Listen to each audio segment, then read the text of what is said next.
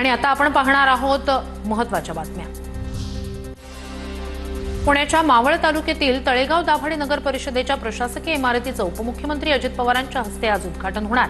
संध्याकाळी 5 वाजता पंकजा मुंडे, मुरलीधर मोहोळ यांच्या उपस्थितीत उद्घाटन पार पडणार। हिंदुत्वाची भूमिका घेणारे राज ठाकरे सावरकरांना विरोध करणाऱ्या काँग्रेस सोबत जाणार का?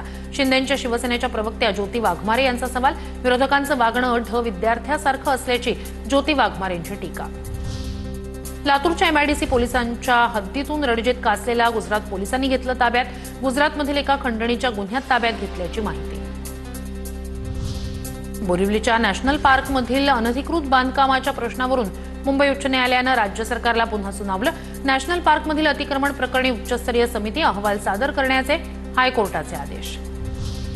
औषधांची गुणवत्ता आणि सुरक्षिततेवर देखरेखीसाठी केवळ 45 औषध निरीक्षकांवर जबाबदारी। 200 मंजूर पदांपैकी तब्बल 155 पदं अनेक वर्षांपासून रिक्त। कर्मचाऱ्यांवर कफ सिरप गुणवत्ता तपासणीचा ताण वाढला। घटस्फोटाचं प्रकरण आधी ज्या कोर्टात दाखल झालं असेल त्याच कोर्टात दुसऱ्या जोडीदाराचा घटस्फोटाचा अर्ज वर्ग करून एकत्रित सुनावणी घेता येणार। जिल्हा न्यायालय किंवा उच्च न्यायालयाला विनंती केल्यानंतर शक्य होणार। उच्च न्यायालयाचा ऐतिहासिक निर्णय। नागपूरमध्ये ऐन दिवाळीत पावसाची शक्यता। वातावरण कोरडं असलं तरी 21 ते 23 दरम्यान विदर्भातील बहुतांश जिल्ह्यात हलक्या फुलक्या पावसाची शक्यता। तुळजापूर इथे उभारण्यात येणाऱ्या शिवभवानी शिल्पाचं मॉडेल अंतिम टप्प्यात। राज्याच्या कला संचालनालयाकडून 14 पैकी 5 मूर्तींची करण्यात आली निवड। निवडलेल्या मूर्तींची शिल्पकला, प्राचीन इतिहास संशोधन आणि धार्मिक क्षेत्रातील तज्ज्ञांच्या समितीकडून पाहणी होणार।